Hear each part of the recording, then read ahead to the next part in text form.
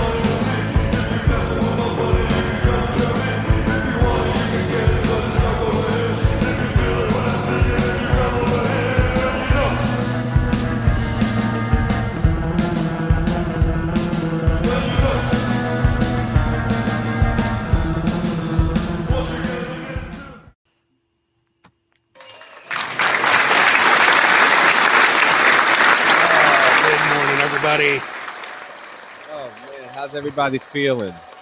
Hanging in. So, I gotta ask you guys: have you guys been paying attention to the news this week about the stingray who got pregnant by the shark? I want to say I saw something about that so briefly, but I did not read it. What the? Yeah, I didn't read into it. I just saw that some female stingray at some aquarium. There's no male stingrays in the fucking thing. There's only sharks in the tank with it, and yeah. So there is a debunk here, so don't worry, okay? But the story came out the other day about a North Carolina stingray who is pregnant right now and that hasn't had any mates. Oh my God, Jay, that's a huge fucking cup. Holy shit! It's a big ass beer. See that? See where it says big ass beer on it? This is big ass beer. My Lord. How many beers did it take to fill that up? It's not 32 ounces. I used a 16 ounce and about half of another one. So it's about 24 probably. This is probably about a 24 ounce mug. Fantastic. So yeah. I got it in Tombstone, Arizona at a place called the Big Nose Kate Saloon. It's kind of famous. Yeah, Big Nose Kate Saloon. But yeah, that's cheers. So the stingray's pregnant, hasn't had her babies yet, and people are freaking out, and they think that the shark got it pregnant. But the thing is that is possible for a shark to impregnate a stingray. That was going to be my next. I was like, I don't think those two species can. Yeah. Like lions and tigers can procreate, right? But the offspring, known as a liger, is very much like mules, incapable of offspring production. Yeah, just like mules. When a horse and a donkey fuck and you get a mule, mules are fucking incapable of reproduction. Interesting stuff. Sharks and stingrays are two completely separate species, so they're not in the same genus. So they can't fuck. They can't fuck. I mean, it'd be a lot cooler if they could. It'd be a lot cooler if they could, man. We'd get Shark Ray. But Charlotte, the pregnant stingray, is probably going through something called parthenogenesis, a rare method of asexual reproduction where a female can produce an embryo without fertilizing an egg with sperm. And that's also kind of hot, I guess. It's kind of hot. It kind of takes the fun part out of it, though. Is that just me? Like I enjoy the fun parts. You know what I mean? Like I like the fun parts too. The offspring production is cool. And when it's time to take that next step in biological reproduction, we do that. But the fun part is so much fun. Right? We've tested the process before. It works. I mean, sometimes just in my imagination by myself. You know what I mean? Like, Whoa, when did we talk about bestiality? Hold up. Wait, we love when animals procreate with each other, not with us. by the way, bestiality does not have an A, I believe. I'm pretty sure bestiality does not have an A. And bestiality is illegal. Yes, it is, and it's very gross. Who the fuck does shit like that? Yeah, which is great. And you know, it's another interesting fact. It does have an A. Thank you. That there are certain states. Might be right. Give me a second. I'm gonna look that up. I also found out, interesting enough too, that there are states that have like that you could. So you know how like, you can marry your first cousin in some states, you can't. Apparently, the stats are higher in the states where you can't marry your cousin. That's where they are. Yeah, it was an interesting fact. Merriam-Webster is fucking denying you here. Bestiality. Merriam-Webster and dictionary.com are both spelling it without an A. It's like bestiality is what it looks like. But okay, so what about what's that other website? The one with all the slang words on it. Oh, Urban Dictionary? Urban Dictionary. What about Urban Dictionary? Fuck, I don't know. Give me a second. Let's see what these motherfuckers have to say. Let me look up bestiality.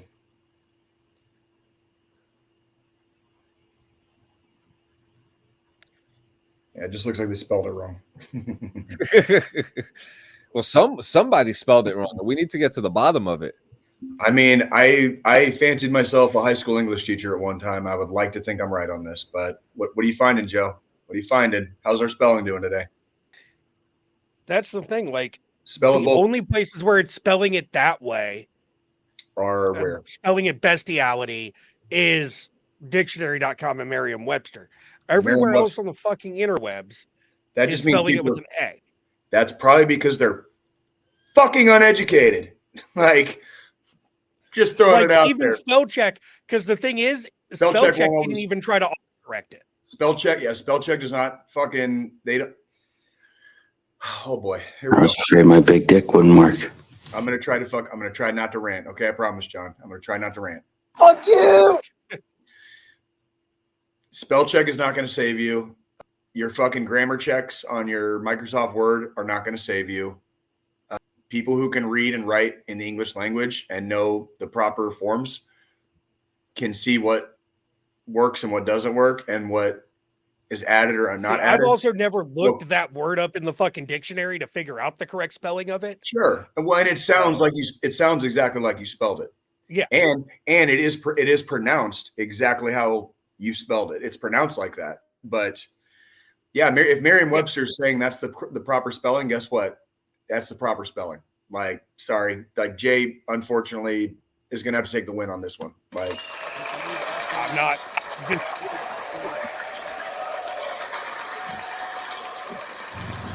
Good night.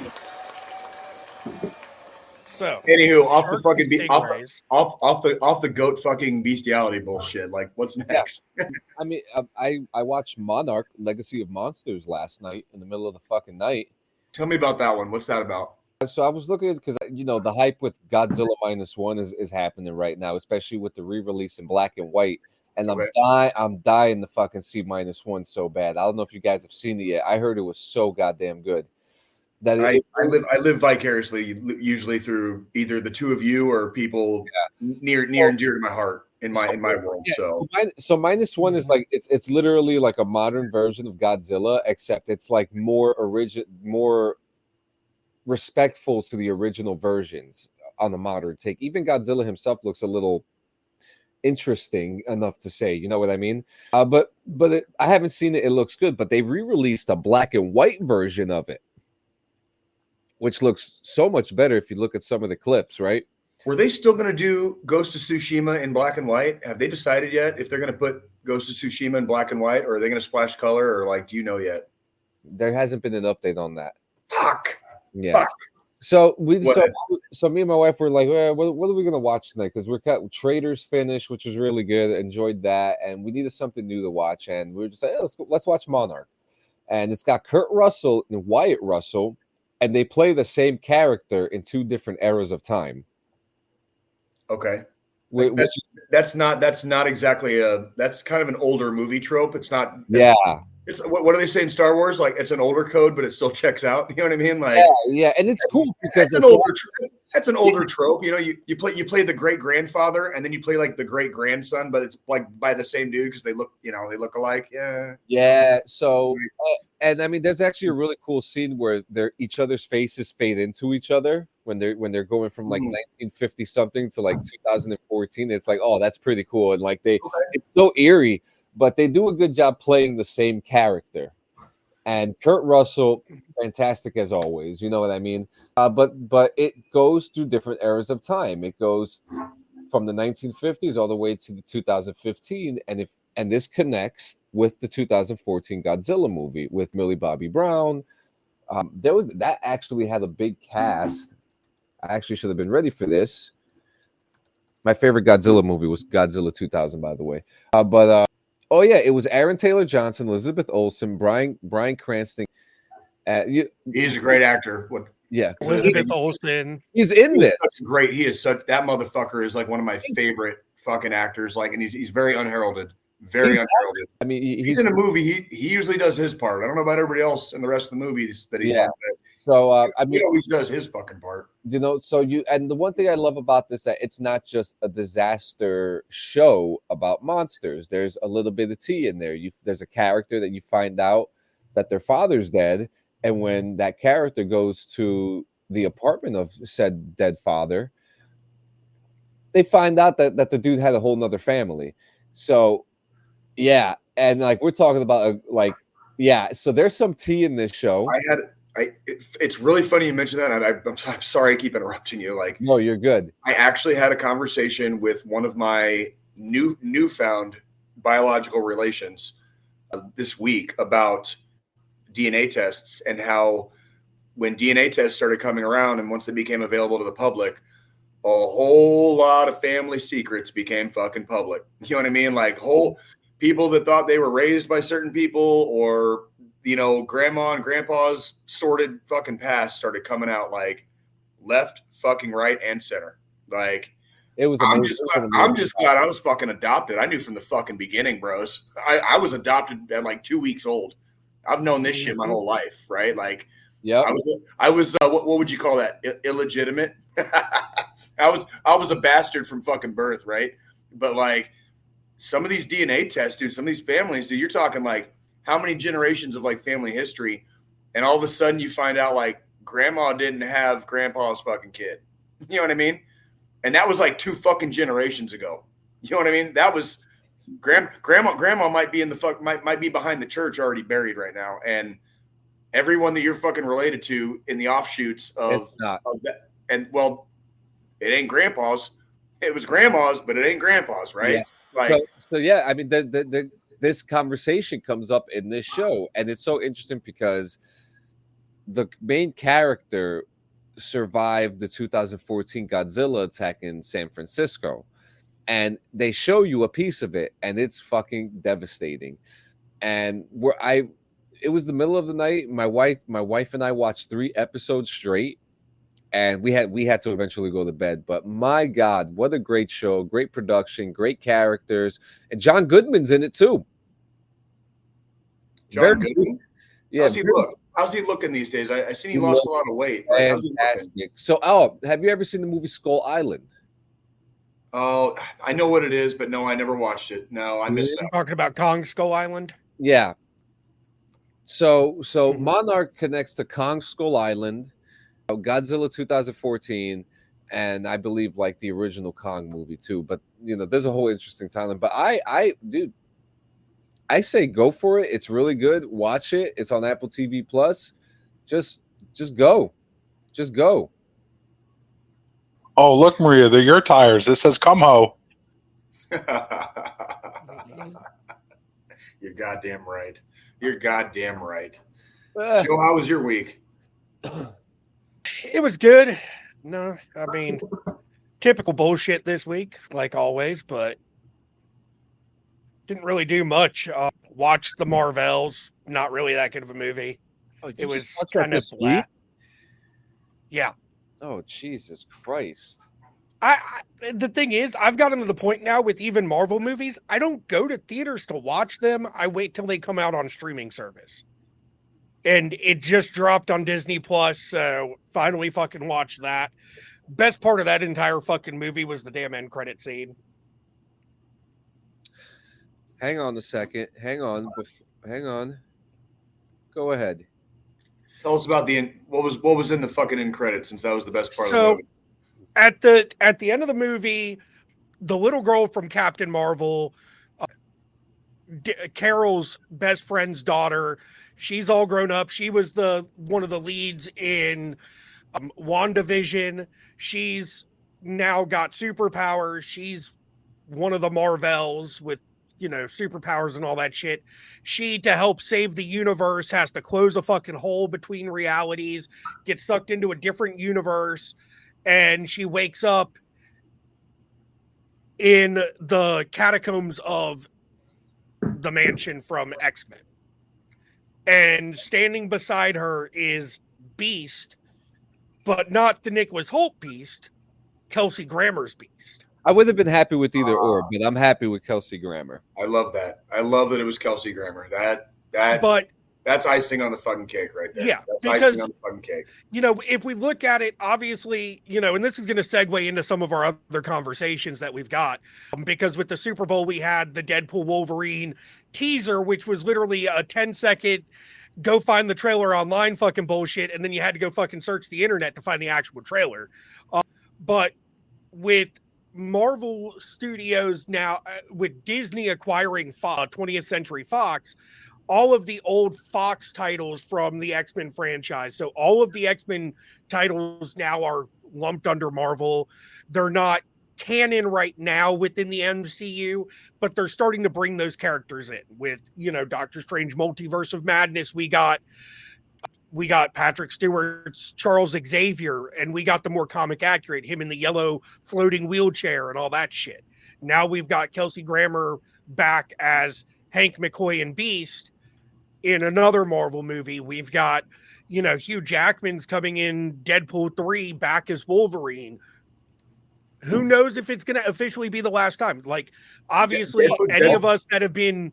Deadpool is the only fucking Marvel franchise I would have even allowed to have fucking Wolverine in after Logan. Logan was literally that's the end of the Wolverine story for Hugh Jackman. You know what I mean? And on top of that, that movie is somewhere in like the top 3. Like, a lot of people don't put it above Dark Knight, but me personally, I'm like, Dark Knight is kind of like starting to show its age, and Logan is not. Logan is not showing its age, and it's like Logan is like slowly becoming like one of my favorite comic book movies of all fucking time, because it is just an amazing fucking film. To have Wolverine come back after Logan is kind of like the only one that could have done it is fucking probably Deadpool. You know what I mean? Like, and one of the things that I really liked, it was the first Deadpool movie that inspired them to do that Logan movie the way they did it and make it grittier, more adult oriented and rated R. Because if Ryan Reynolds never convinced Fox to let him do Deadpool the right way, we would have probably never seen Logan to the extent that we saw Logan even. Because that was really what kind of was like, okay, well, if we can pull this off with Deadpool, Wolverine's another one of those characters that really can be gritty and more dark. So let's pull it off with that and kind of close it out full circle. So Deadpool is definitely the only way I would have been okay with Jackman coming back in to the Wolverine character. Now, who knows where they're going to go after this movie? Who really knows what this movie is going to entail? Because we've got the TVA from Loki and the Time Variant authorities. From the trailers, it seems like the main antagonist type of era is, that. We've had glimpses of what looks like we might end up having fucking Doctor Doom in fucking Deadpool. Did you see that? Like, is it Doom? Have you seen it? Like, what does it look like? Does he look like Doom? If it's not Doom, it looks like Doom, but if it's not Doom directly, it could be one of the Doom bots that Dr. Doom has that he sends out to Okay, cause yeah. havoc. Yeah. So So- it could be either way. Like Doctor Doom might have a small part somewhere, but it might be so small. When is Deadpool supposed to come out? I know they finished filming June. or they wrapped June. Fuck, we have to survive another fuck. We have to survive another fucking Now, 4 months. I just want to add in something that I have read from multiple sources that Channing Tatum, Daniel Radcliffe, and several other actors are going to be making cameos in this movie as multiversal versions of these characters. This is going to be hilarious. So all I know is So Channing Tatum is going to probably end up being Gambit. He is. That's there's he's been Gambit. They're going to show rumors- Gambit. They're going to show Gambit and Deadpool. Channing Tatum Probably. was actually Gambit, and he felt They were. Yeah, it was going to happen. They took pictures. They had. Go ahead. Yeah, they had completed filming of a standalone Gambit movie, and then they completely canned the project. And Channing Tatum was Gambit in that movie. Jesus. I would have liked it, but whatever. But it, we're good. Apparently, this is going to be like what the Flash did.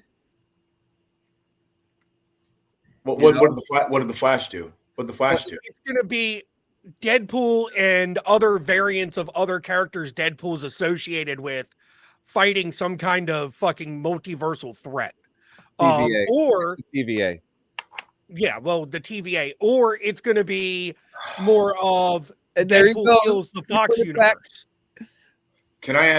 Can I ask the two resident nerds on this show like what your thoughts are on something? Because I have a thought on this, and I'm really curious to hear you guys like pontificate about this. Is doing the whole multiverse thing getting fucking old or what?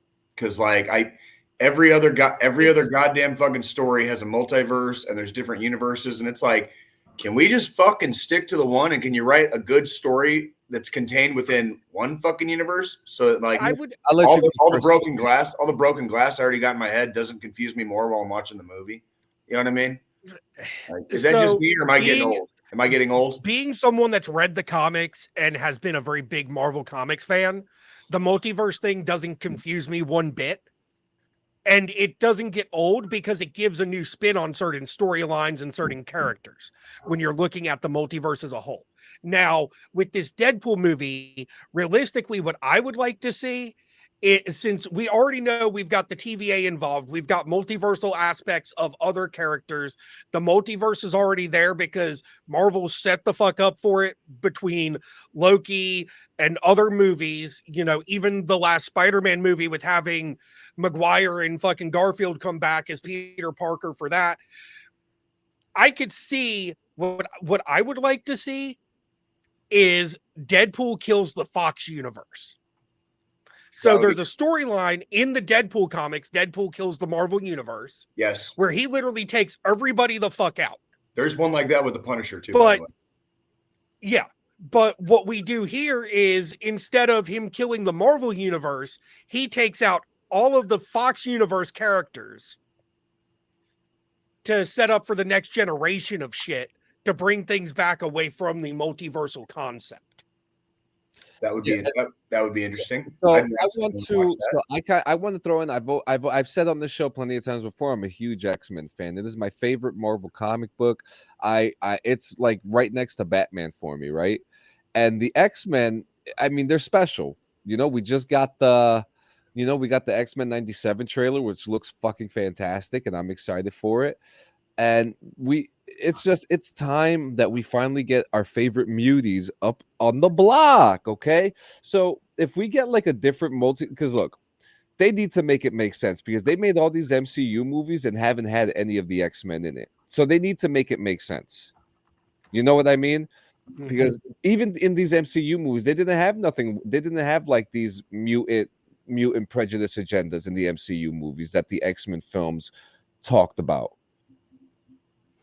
Yeah, exactly. If they listened to the fans, but that's the gist of it. That's how Deadpool, the original Deadpool movie, came about in the fucking first place.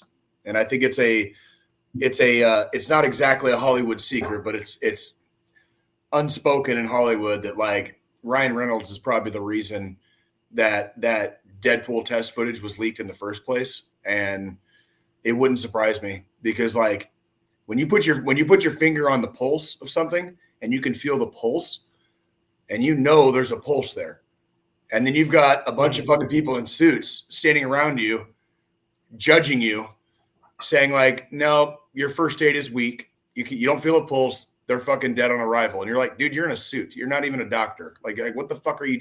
You're in a suit telling me I can't feel this pulse.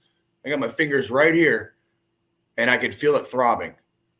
Every fucking pump, every pump of the heart, I can feel throb. And I got a bunch of people in fucking suits and ties while I'm trying to fucking perform fucking like, spontaneous first aid on a dying franchise and a dying fucking genre. And no, dead on arrival. We're not doing that. Dead on arrival. And Ryan Reynolds is like, bitch, he fucking wheeled that fucking patient like straight out into the fucking street and just left it there. And it was like, hey, everybody else on the street who's not a fucking corporate fucking dick suck, look at this. Is this dead on arrival? And like the entire world was like, can we see more of that? That looked really neat. Can we see more of that? And then all the corporate dick sucks made their money off of it. And now they're sucking that fucking tit. They really are. Like, holy shit, dude. Like, and that's why I was asking about the fucking multiverse shit. Cause it's like, can we just get a fucking universe where shit happens and blasity, and we don't have to fly through 15 different fucking like, it's the X-Men universe. The X-Men universe has all of them. The Avengers. They might as well just bring in Rick and Morty's fucking portal gun, dude. Like they might as well just bring that shit in, dude. Because it's just like, come on, like, can we just get a standalone like Logan? Don't make like Deadpool 1 and 2. Just a standalone. It's a story by itself. It holds its own fucking water. There's no fucking flying or traveling through time. We're not trying to reset wrongs. Okay. We just have characters and a character-driven fucking story. Like English, right? Like English. So like whether it's comic books or movies or whatever, writing is key. Writing is key. And really what Marvel needs to do, Marvel Studios, they need to pick one fucking storyline. Because if we look at the MCU up until now, they've taken bits and pieces from multiple different storylines throughout comic history, pieced it together to make this expansive universe that they've got. And there's parts that have worked well. There's parts that have been fucking completely like, why is this even a fucking movie? Like, who fucking greenlit this to be a thing? If they just picked one fucking storyline and stuck with it. Like when they did the Infinity Saga. When they did the Infinity Saga leading up to fucking Avengers Endgame, they jumped around so many different fucking storylines in the comic to get to that point versus just sticking with the Infinity Saga itself. If they just stuck with the Infinity Saga, it would have been a hell of a lot better and a lot more it would have been more. It wouldn't have taken properly. It wouldn't have taken them 30 fucking movies and 10 different fucking individual characters to fucking get there. Put it that way. Stay down there. It still would have took that many movies to get there. How they feel. But the movies would have been a cohesive storybook where one movie led into the next. I see Marvel lost me. The MCU fucking completely lost me. And it was like out of the entire like list of fucking MCU movies, going all the way back to the beginning, and let's say we'll call the finish fucking what was it, Infinity War? Was that Infinity War, or what was the last one? What was the one where after the snap? What was the one like part 2? That was Endgame. Endgame. So leading up to Endgame, it's like, dude, you didn't need 30 movies for that. You could have done that in like eight, but they didn't. Mm-hmm. They didn't. Like a comic book does. Basically, yes. Basically, and it wouldn't. And it wouldn't have had to been just about Thanos. It could have been.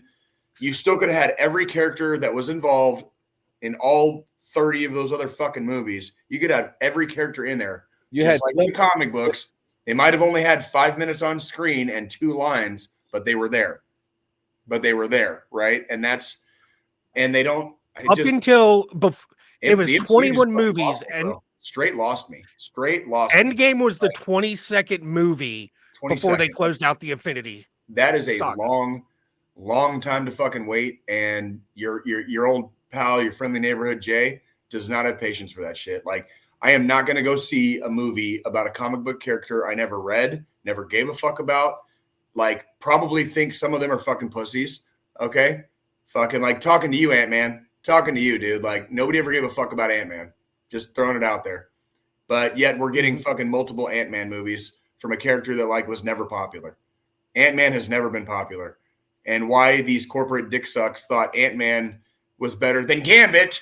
Jerk him off, and I'll jerk him off, and we'll all jerk off in a circle jerk. Thank you. That's like that's exactly the shit I'm talking about. Like, and this is not a statement against Paul Rudd. Paul Rudd is a fucking local Kansas City hero here. Okay, like love me some Paul Rudd.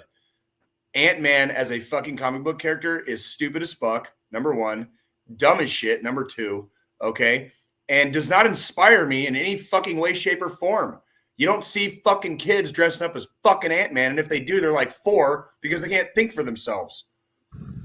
Just throwing it out there. Like no, Yeah. am I wrong? Like, I would rather see fucking Gambit, even if it's with Channing Tatum, because he's fucking sexy, right? But like, I would rather see fucking Gambit. I would rather see fucking more Punisher. I'd rather see more fucking Daredevil. I don't even like fucking Daredevil, but I would like to see more Daredevil. I'd like to see more of that shit. Chill. I'm trying. This shit. I was an 80s, late 80s, early 90s. Fuck yeah.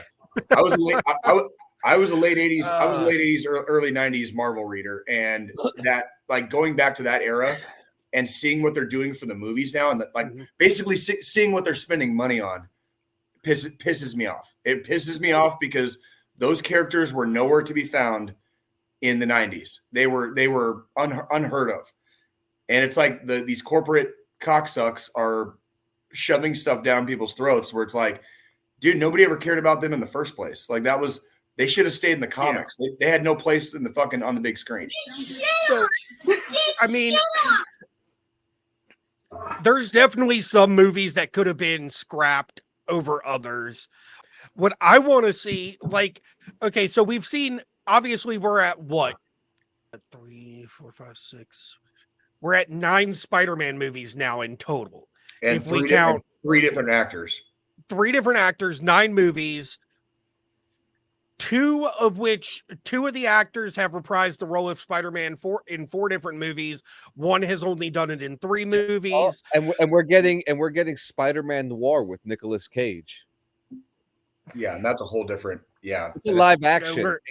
We're gonna just not touch on that right now, John. Yeah. No, you're right, John. If they're gonna bring Nicolas Cage back to the MCU, they need to bring him fucking back as Johnny Blaze. No, I'm sorry. Thank you. It's not if, bitch, dude. It's Son not of a if. fucking. They can't even keep their fucking shit straight with the actors.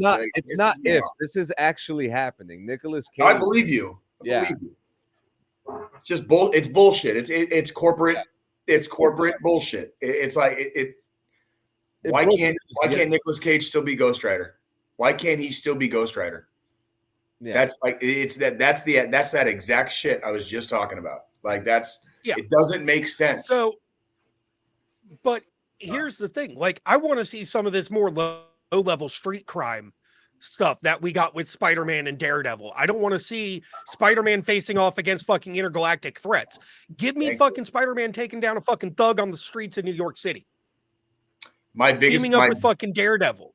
My biggest problem with the Punisher has always been like the best Punisher comics. The best Punisher comics were where the Punisher was just doing his thing. Actually, speaking of the Punisher, he was actually seen on set the other night in New York. He was. He's coming back. Yeah, he's coming back. But when's the last time you watched the Punisher episode? Good luck finding them. Where'd they go, guys? They're Punisher on Disney Plus. Yeah. Where'd Punisher season 1 and season 2 go? Like, yeah, that's the shit I'm talking about. Still there. Yeah, but where's season 3? It sure isn't. It's nowhere because they stopped it. Like, I know. Thank you. I know. They stopped it because fucking the acquisition. So it had nothing to do with the acquisition because the Netflix Marvel shows, Daredevil, Iron Fist, Luke Cage, Punisher, those shows were still MCU or Marvel Studios owned. Those weren't like Fox, like the X-Men stuff. However, because they were darker, the MCU scrapped them because it didn't fit their viewpoints at that point. And now with them, now they're bringing them back because so many people were fucking outraged that they got rid of them. Well, yeah. I mean, what? Like, hands down, Bernthal is the best live action Punisher we've got it So far. Even so far. And you know, there were several movies. I mean, Dolph Lundgren played fucking. You have Dolph Lundgren, you got Thomas Jane, Ray Stevenson, and John Bernthal. And out of those, I think Ray Stevenson looked the most like the Punisher. He looked the most like the Punisher. Yeah. Bernthal. That movie was so accurate too, because it was as deadly as what the comic books would be. Like, that was Warzone is a popcorn movie. Warzone is a popcorn movie. No, it is. But that to me, that's what I would think during that time, like a good Punisher movie would be. I mean, look at fucking Jigsaw.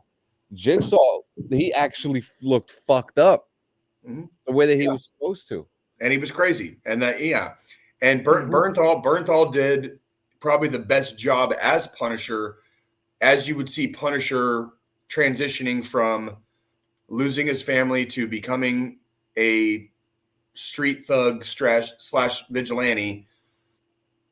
And then in season 2, we saw him become the Punisher. We saw him become the actual Punisher. And like, that's not as far cream. You know, Thomas Jane got fucked. Like, he made that first Punisher movie with the understanding and the expectation there was going to be a sequel, and they fucked him on that. And like, he even made a fan film. It's called Dirty Laundry. If you go on YouTube and look up Punisher Dirty Laundry, it's a fan film. It's about 10 or 12 minutes long. Yeah. And that is like, that's the fucking Punisher.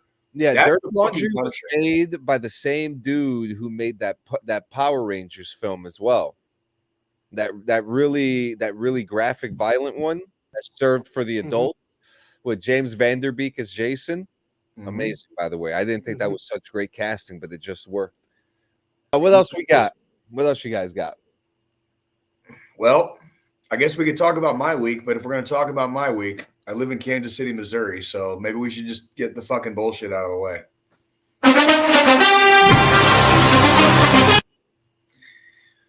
Oh, Kansas City, my city.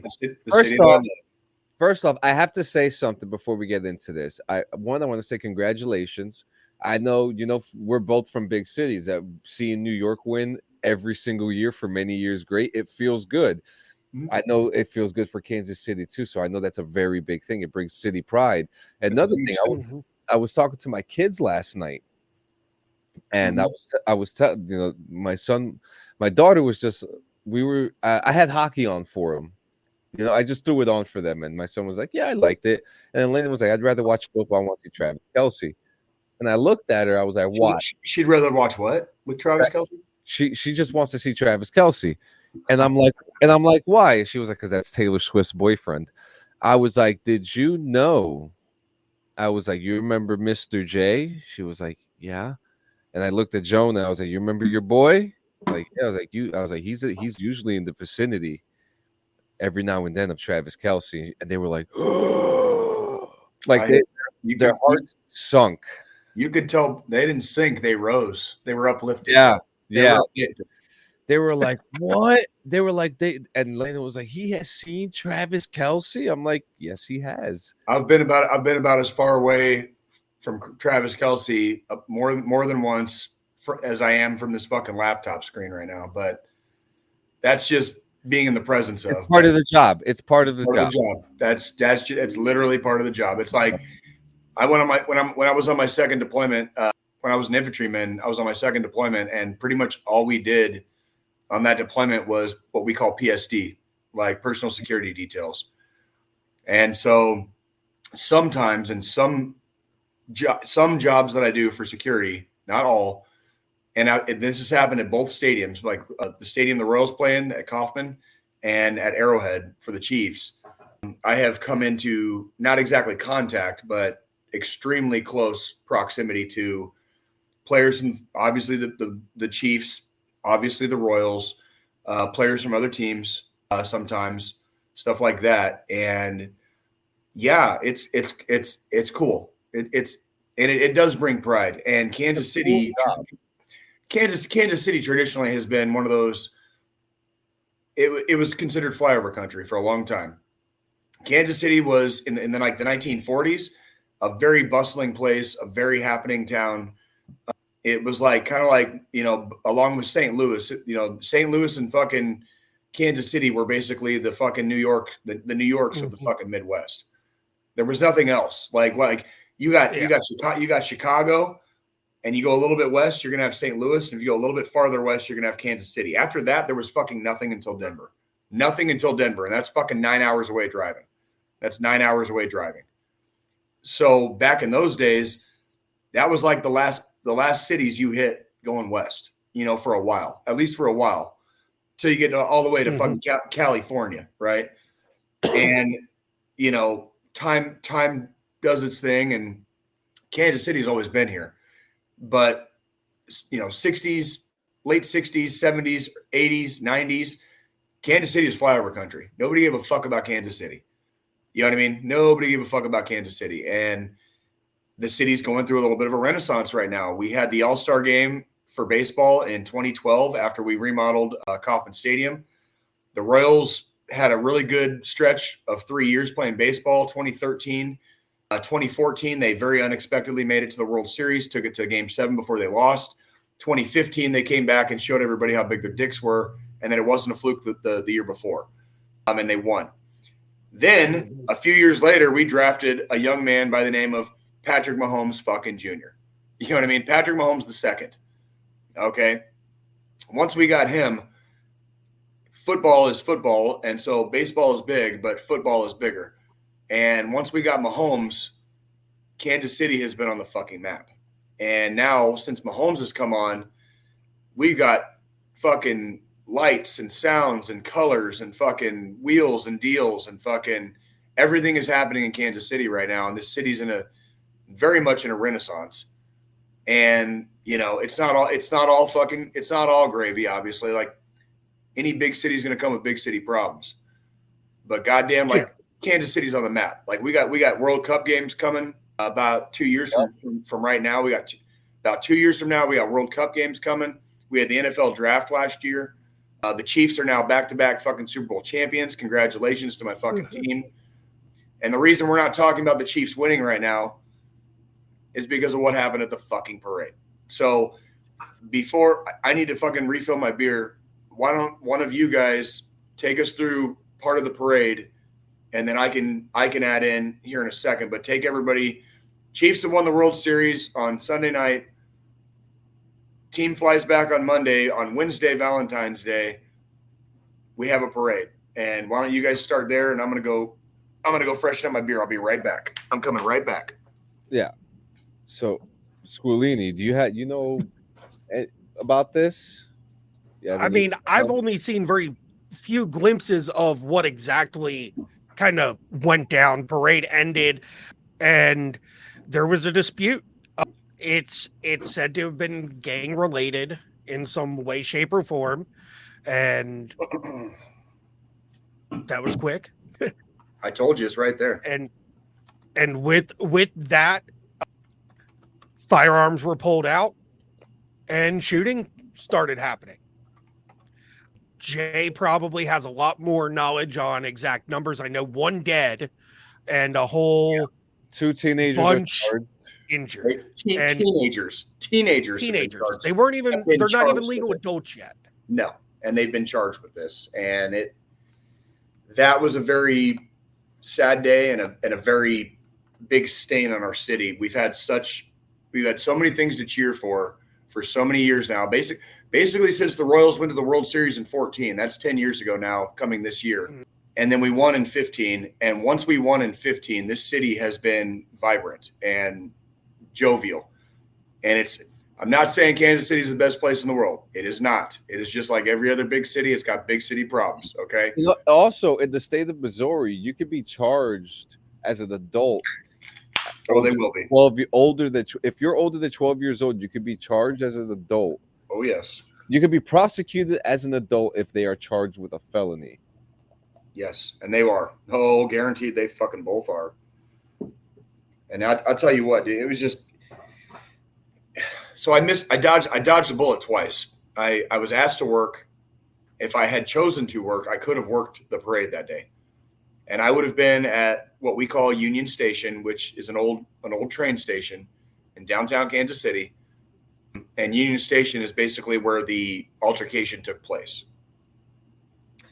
I decided not to work. Oh, one of the people that was a radio host. Holy yeah, that was the lady that died. She was a Spanish DJ.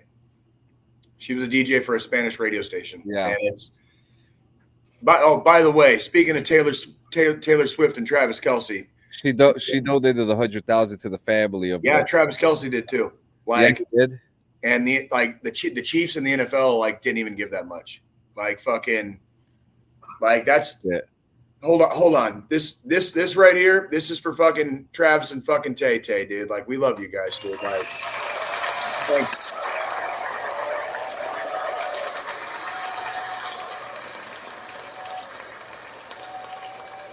Like, this shit, so me and my daughters, we were gonna go to the parade. So not only did I miss kind of working there, I was gonna take my daughters to the parade. The weather was beautiful that day. It was a gorgeous day. They were originally anticipating probably close to 1 million people. Holy and if you look at some of the pictures from that day before the incident, it was almost 60 degrees. It was the perfect day to do it. February, in fucking mid-February, on February 14th, and it's almost 60 degrees. Entire school districts were out because the Chiefs had won, so everybody had their kids home fucking anyways. You know what I mean?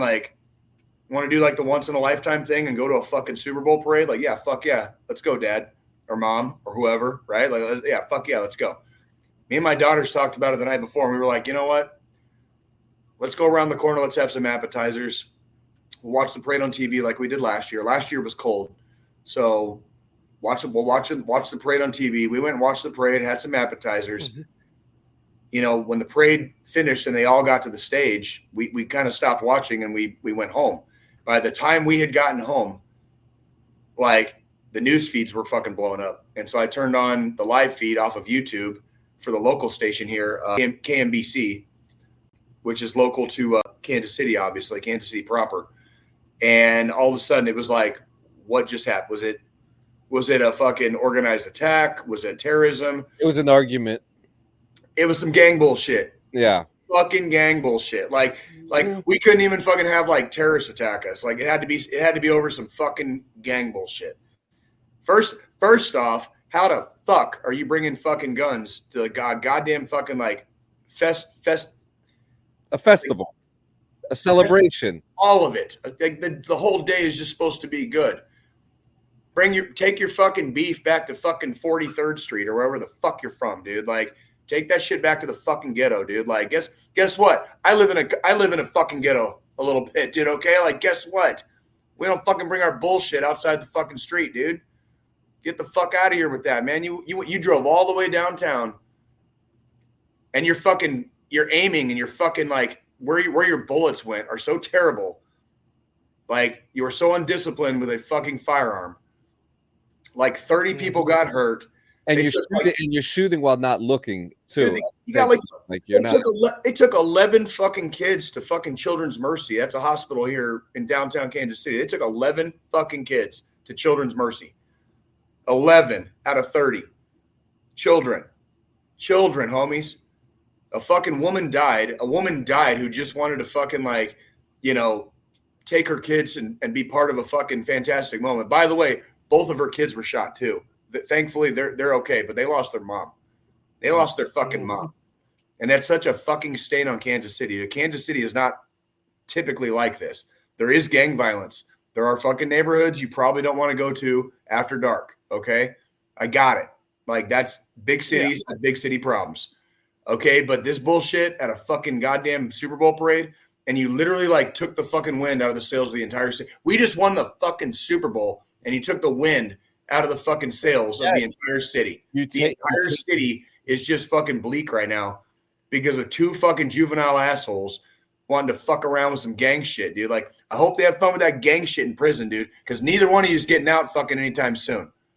You fuck that shit up for yourselves, dude. Yeah, enjoy finishing fucking high school in prison, bitch. It even says in Missouri law that they will be detained because it was a. Oh, they're not leaving. They ain't going nowhere. Yeah, they ain't going fucking nowhere. And it says usually juveniles go back to their parents or guardians, but not in this case because a firearm was used in this situation.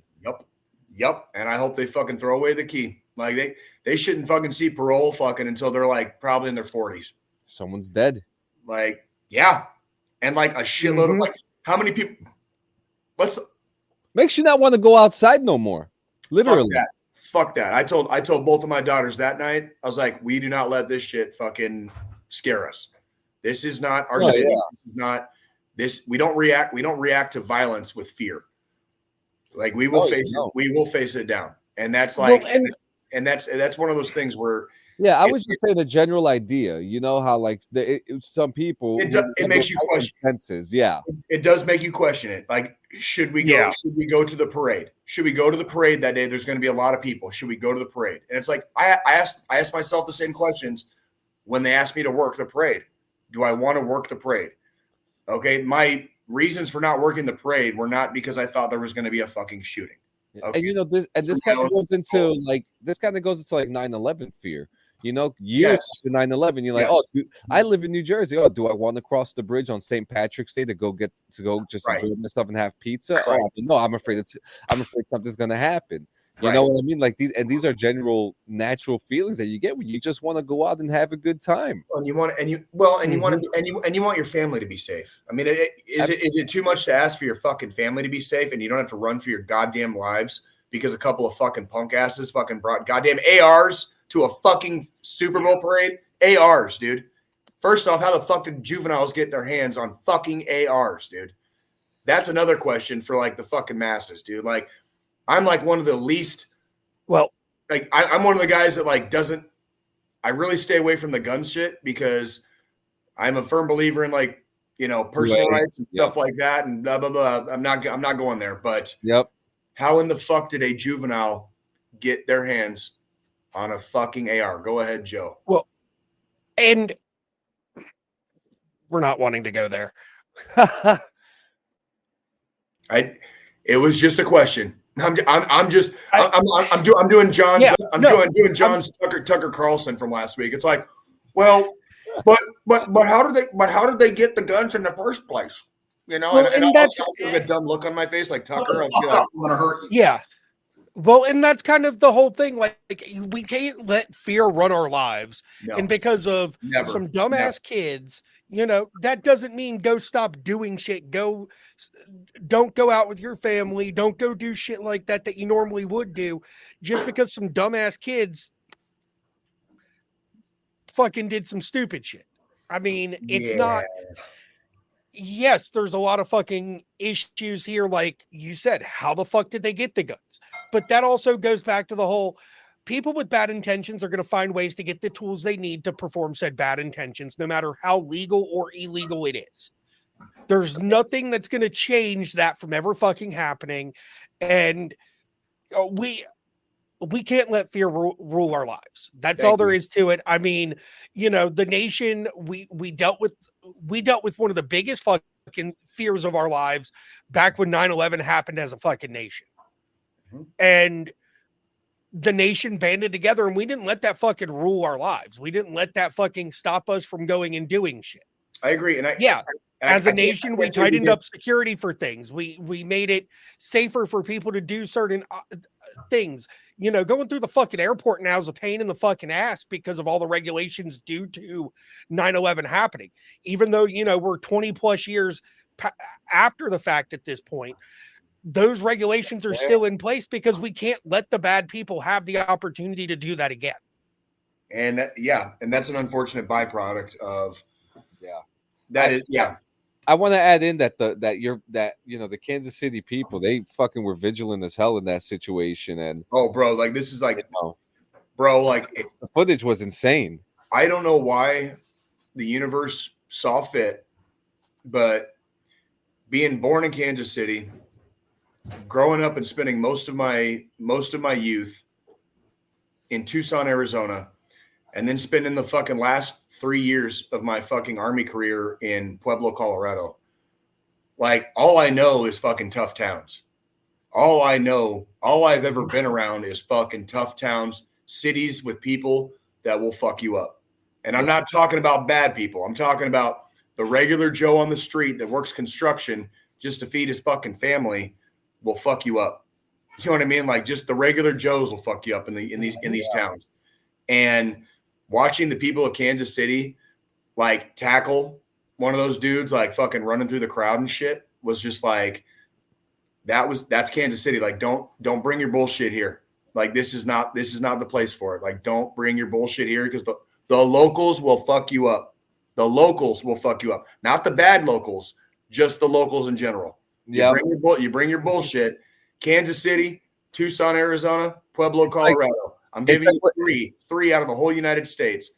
Stay the fuck away with your bullshit if you're going to go to one of those three cities, because the locals will fuck you up. It's almost like when like you're playing Red Dead Redemption and you shoot up like Valentine and Van Horn, and like everybody fucking they just start coming towards you. It's crazy. Yep. So, yeah, Van Horn. Yeah, I can't. All three of those towns I just named, that's basically Van Horn. Like, if you fuck with one person, like 30 other people are going to be coming at you fucking sideways. Like, don't bring your bullshit to this part of the country, dude. Like, just fucking don't. Like, so let's get into the positive stuff about the Super Bowl now. Let's do. How was the game? What was, because I didn't see it. I was gaming so hard that night. I tried my best to catch some of the trailers, which were really cool. But what was the energy like? Did you have a good time? Because I know the first half of the game was kind of questionable, and then it picked up. I would like Joe to start with this one. Like, I know you watched the game, and we talked. Yeah. We talked for a few weeks before the game about what it was going to look like during the game. So, Joe, go ahead and start us off on this one. I mean, both teams definitely showed up. First half of the game, really kind of edge of your seat, especially if you were a KC fan, because fucking the Niners defense was just not letting the Chiefs offense do shit. We started really slow. Really slow. I think this kind of was like a record book situation too, because the Niners sacked Mahomes several times during that first half. Oh, yes. Oh, yeah. He was not safe. He was getting sacked in the second half too. He got sacked in the second half several times too. We it was 2 minutes before the end of the fucking first half.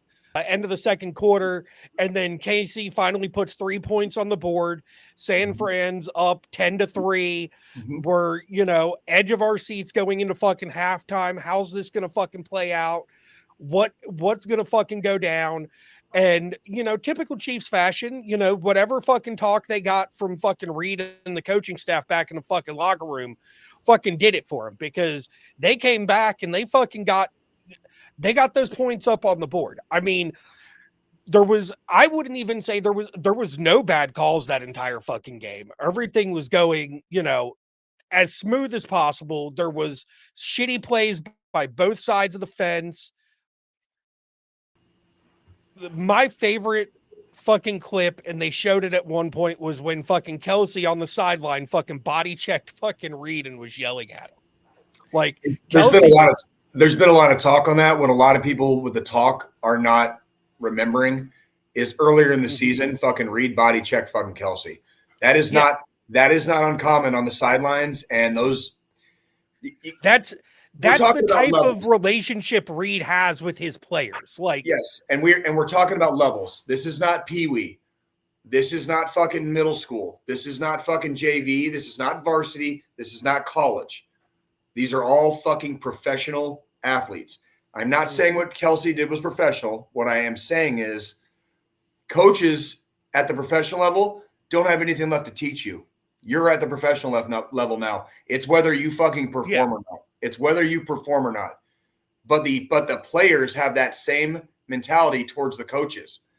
If you're coaching and you're calling fucking dog shit plays, which I'm not saying Andy Reid did, but you'll see players, and this is not just for the Chiefs, on other teams. When you see a player yelling at like the offensive coach or the defensive coach or one of the fucking line coaches, when you see them yelling at each other, it's like they're shit talking each other because they're like, dude, I did exactly what you said, and it fucking failed miserably. And so what we saw was Travis Kelce getting very heated early in the game, very frustrated. That is not uncommon on the Kansas City Chiefs sideline or on any other fucking sideline of any other fucking team. Exactly. It would have happened no matter what team it was. You know, that type of shit happens. We're on a professional level. They're, it's no longer the coach. Like you said, the coach isn't teaching anymore. The coach is just there to manage the fucking game. Yeah, thank you. Like that's all they're doing at that point because these motherfuckers have been playing since they were knee-high to a grasshopper and somehow they made it to the NFL. Like, coach isn't fucking showing you any trick plays anymore that you've never seen. It's like you've already seen it at that point. Yeah, Kelce was upset, but that shit happens. That's the way that's just what happens.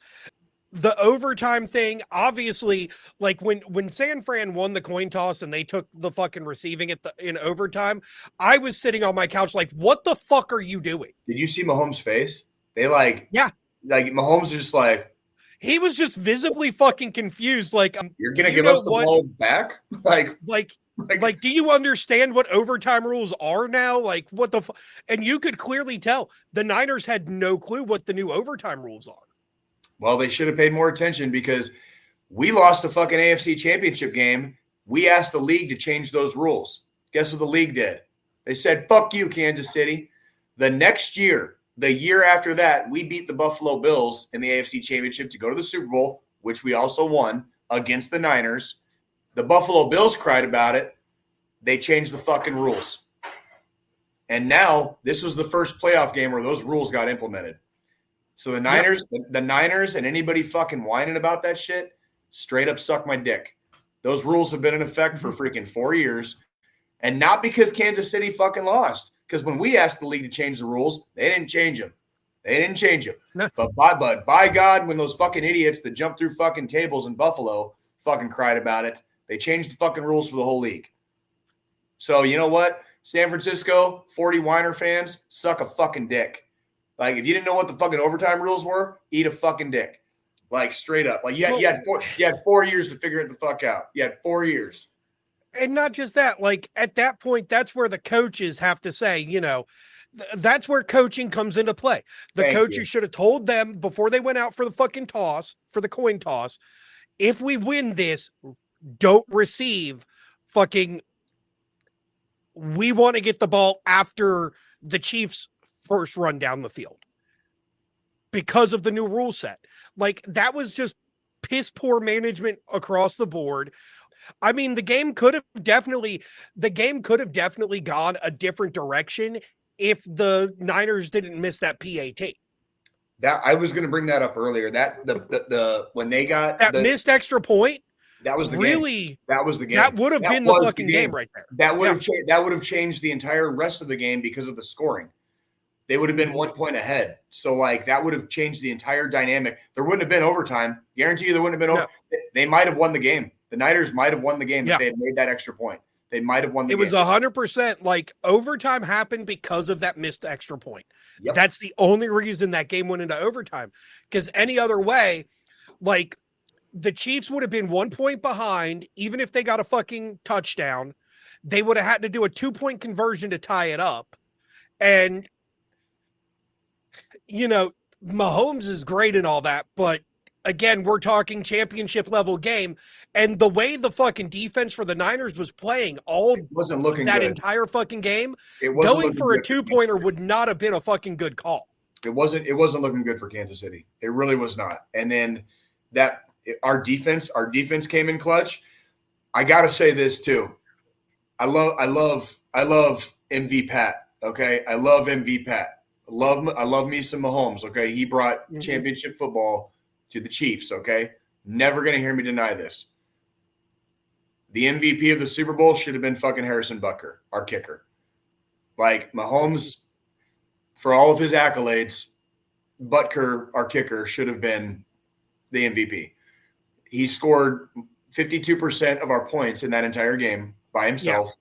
Yeah. He kicked a fucking San Francisco set like a 62-yard fucking field goal or some shit like that. 57, but it was like San Francisco set the NFL record the Super Bowl record for the field goal, and then a quarter later, Butker fucking broke it, and it was just like bink, bink, bink, like fucking, and the dude was clutch, and like Kansas City has a long history of losing bad games in the playoffs, and there's a game with a guy that I'm not even going to fucking name because if you're from Kansas City, I know you already know it, but I'm not speaking it on this podcast, and we call it this guy's first and last name game.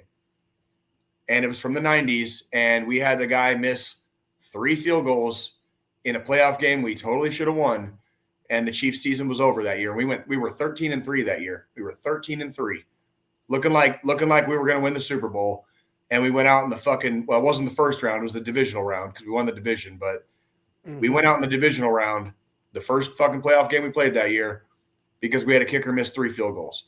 And it's shit like that having a fucking dependable, reliable kicker sometimes like will save the entire day.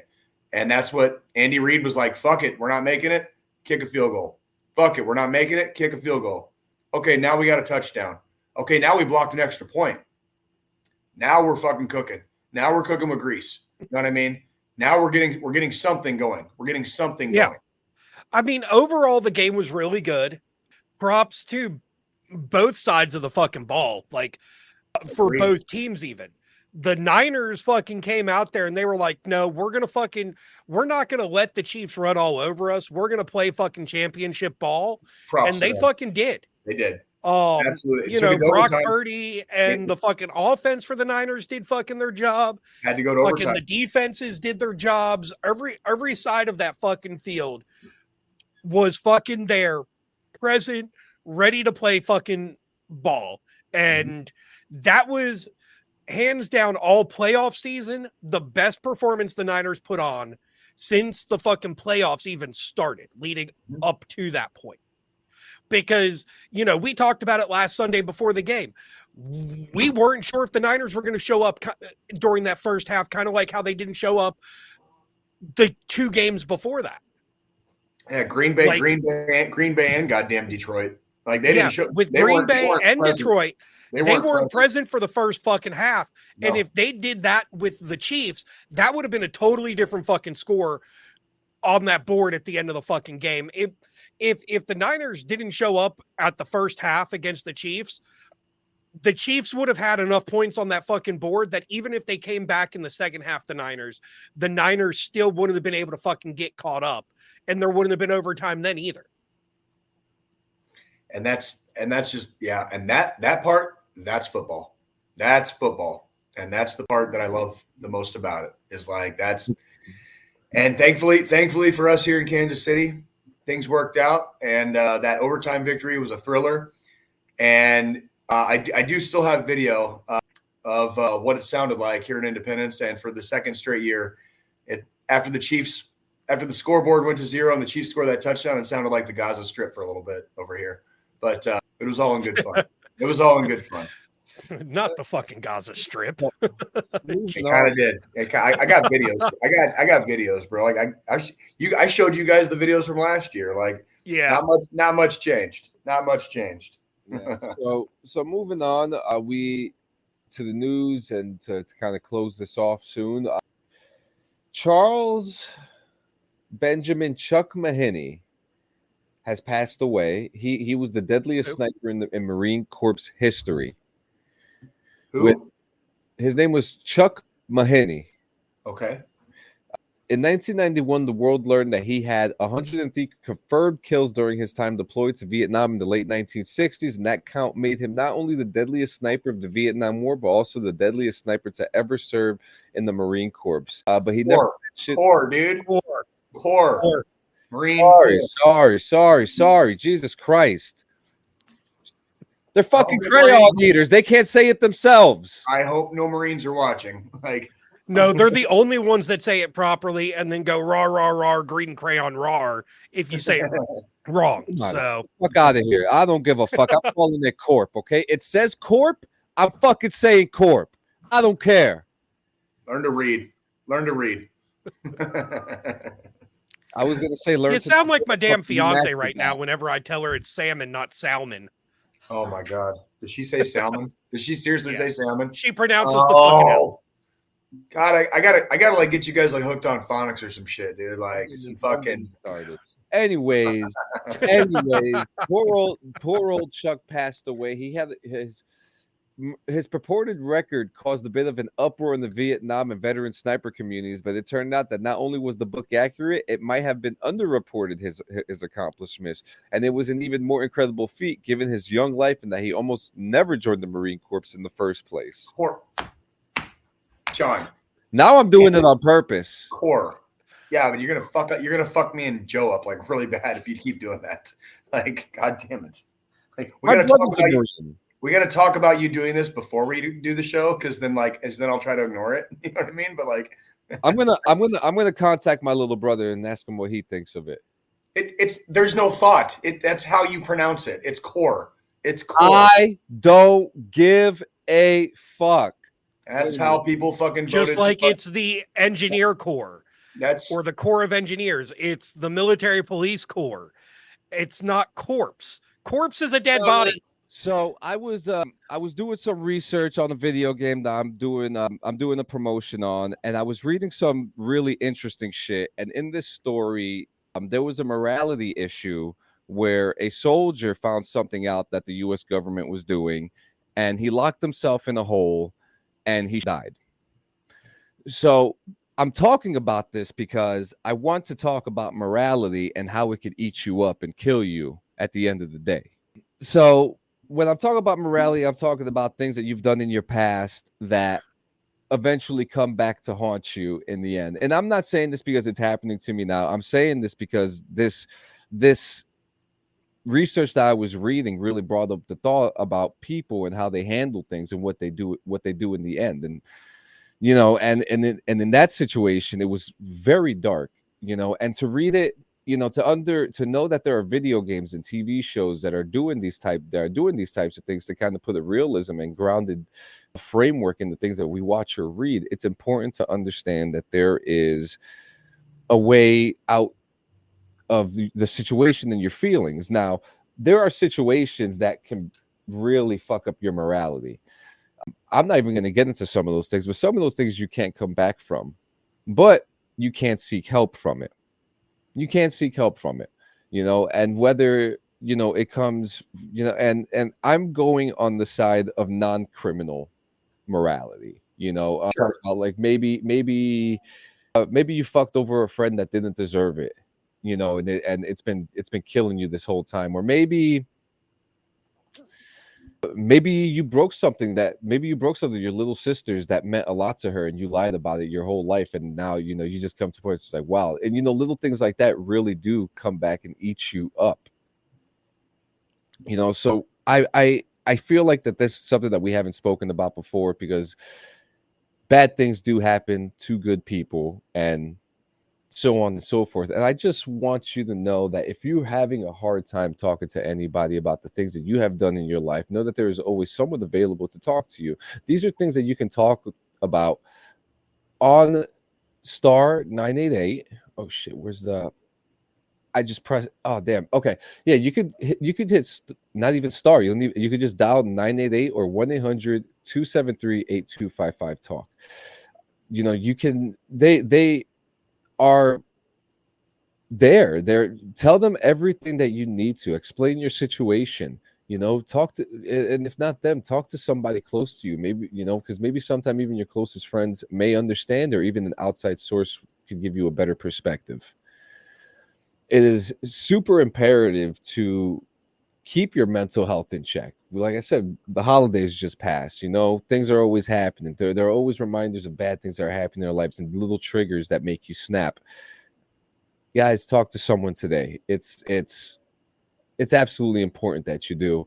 we want to see everybody increase their mental health. I mean, we're 4 years after the pandemic, and people are still living from their choices that they made from that time. You know, some people got out of their holes, some people didn't. And if you're in that hole, just look at the top there in the banner and hit 988 or dial 1-800-273-8255 talk. It's you know, I know myself, I got to do some reality checks on myself every now and then, you know, especially with the things that I watch and the things that I put myself into. And hey, you know, you just gotta roll with the punches and learn to absorb them and eat them up and find a way out of it. You know, people make mistakes, people don't make mistakes, people live with the mistakes, and then people fix their mistakes. And it's also possible to commit no mistakes and still lose.